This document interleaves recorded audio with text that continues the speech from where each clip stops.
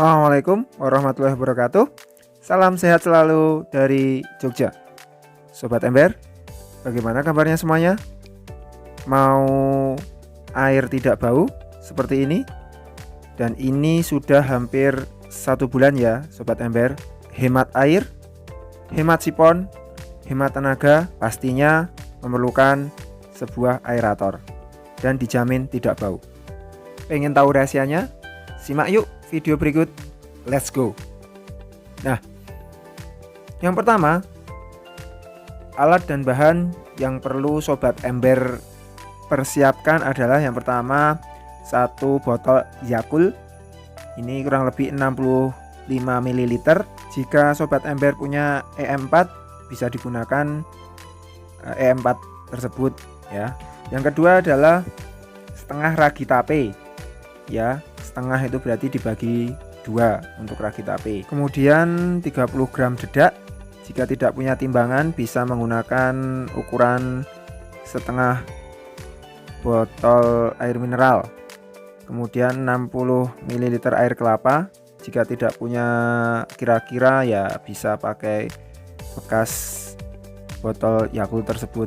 Dan yang terakhir adalah 65 ml molase atau tetes tebu. Itu nanti juga pakai ukuran atau takaran bekas botol Yakult tersebut. Terus kemudian ini 1,5 liter air. Jadi kalau bisa menggunakan bekas botol air mineral yang ukuran 2 liter.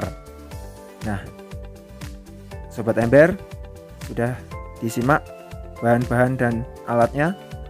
Jika sudah, kita lanjut selanjutnya.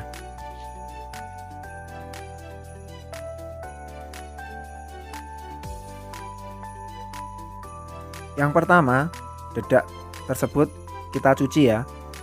Nah, kita cuci menggunakan air bersih. Yang kita pakai bukan airnya, tetapi dedaknya. Nah, nanti dedaknya langsung dimasukkan ke dalam ukuran bekas botol air mineral tadi.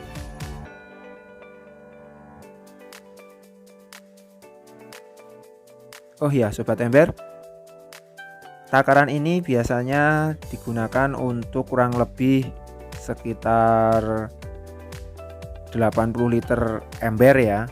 Tetapi bisa juga digunakan dalam kolam air terpal. Tetapi karena kita budik dakber ya ember saja. Setelah dicuci bersih, selanjutnya kita saring. Nah, yang dipakai yaitu ampas yang tidak tersaring.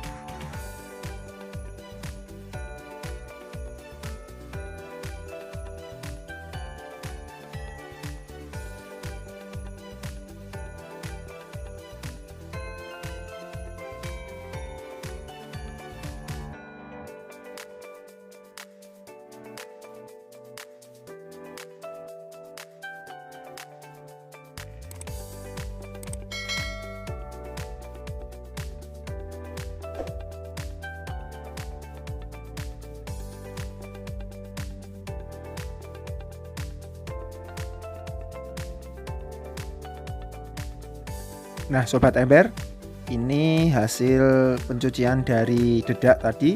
Kita kembalikan ke dalam wadah semula. Selanjutnya dedak tersebut kita masukkan ke dalam 1,5 liter air tadi.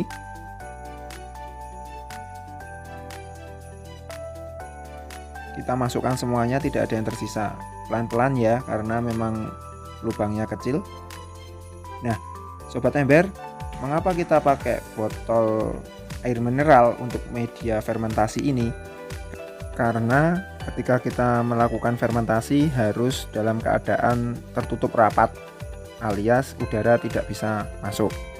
Sebenarnya Sobat Ember bisa juga menggunakan jerigen ya, ataupun wadah yang bisa ada tutupnya.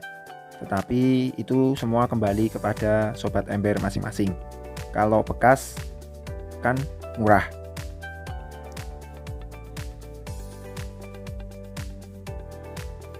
Nah, sobat ember, jika sudah, kita masukkan satu persatu.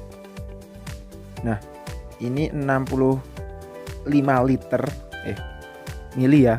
Maaf. Bisa diganti dengan EM4 setara 65 mili juga.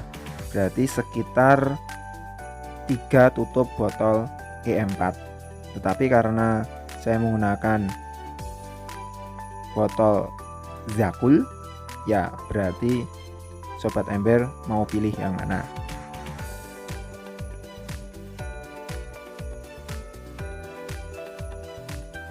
Nah, sobat ember, bekas botol Yakult ini sangat berguna ya. Nanti digunakan untuk takaran-takaran selanjutnya.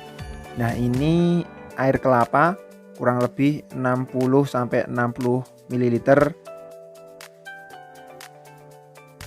Kita masukkan sama takarannya. Kemudian untuk molase juga sama, 60 ml molase. Kita pakai takaran dari bekas botol Yakult tadi, lebih murah ya, tidak usah pakai takaran-takaran yang lainnya.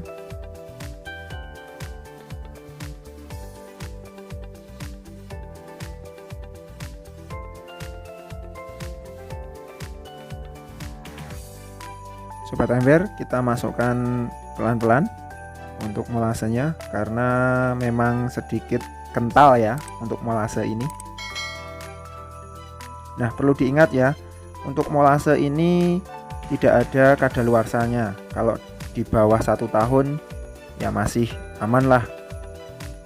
Kemudian untuk ragi tape kita pakai setengahnya saja.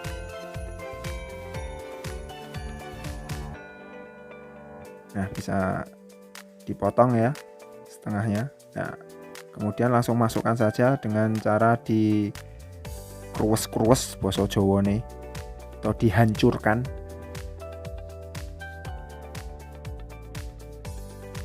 Nah, sobat ember, sudah jadi ya.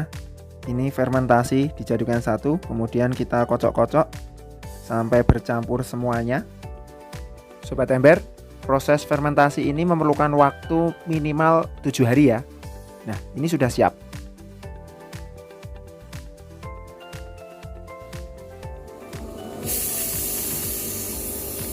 Kurang lebih sekitar 3-4 hari itu fermentasi mengeluarkan gas. Hati-hati bukanya, jangan dilepaskan ya.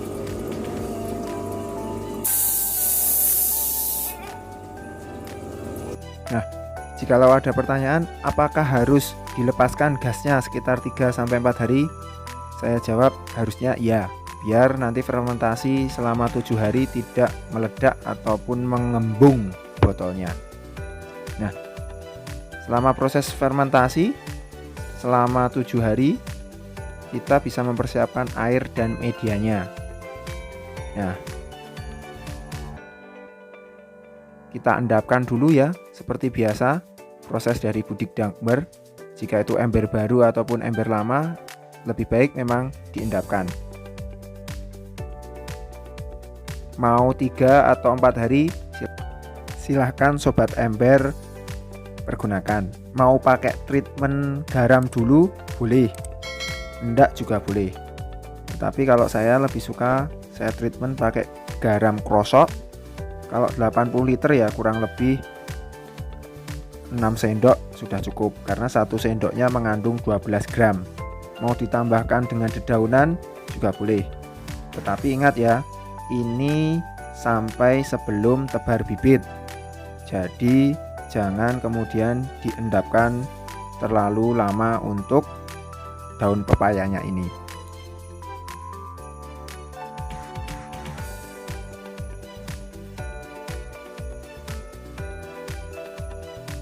Nah, sobat ember, sekiranya fermentasi sudah memasuki hari ke-7, Dan media air sudah siap, kita ambil daun pepayanya. Terus kita tuangkan hasil fermentasi tadi.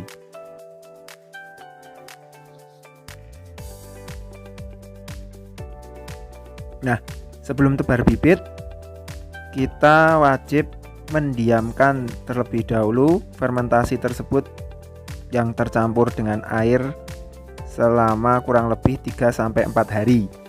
Nah, selama 3-4 hari setiap harinya kita tuang 2 tutup botol Yakult.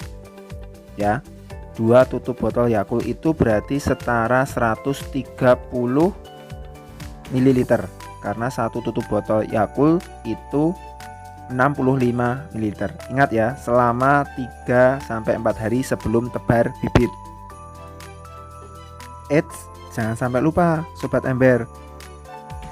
Aerator harus dijalankan dari hari pertama ketika kita menuangkan fermentasi tersebut.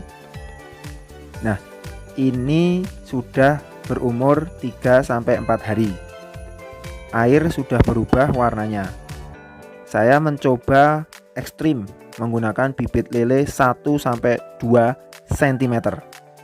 Nah, ingat ya, semakin kecil bibitnya, semakin tidak tahan dengan media ember. Tetapi kita coba. Ini bibit saya tebar kurang lebih 60 ekor. Ukuran 1-2 cm. Nah, Sobat Ember, selama 4 hari sekali atau 6 hari sekali bisa dituangkan 30 ml fermentasi tadi atau setengah botol bekas Yakult. Tujuannya apa? Untuk menambah bakteri baik dalam air tersebut. Ya, ingat ya, aerator tetap dijalankan. Nah, Sobat Ember, kesimpulannya adalah estimasi 10 hari, kemudian 7 hari fermentasi, di dalamnya plus persiapan media dan air, kemudian 3 hari sebelum tebar bibit. Bagaimana Sobat Ember? Apakah tertarik untuk mencoba?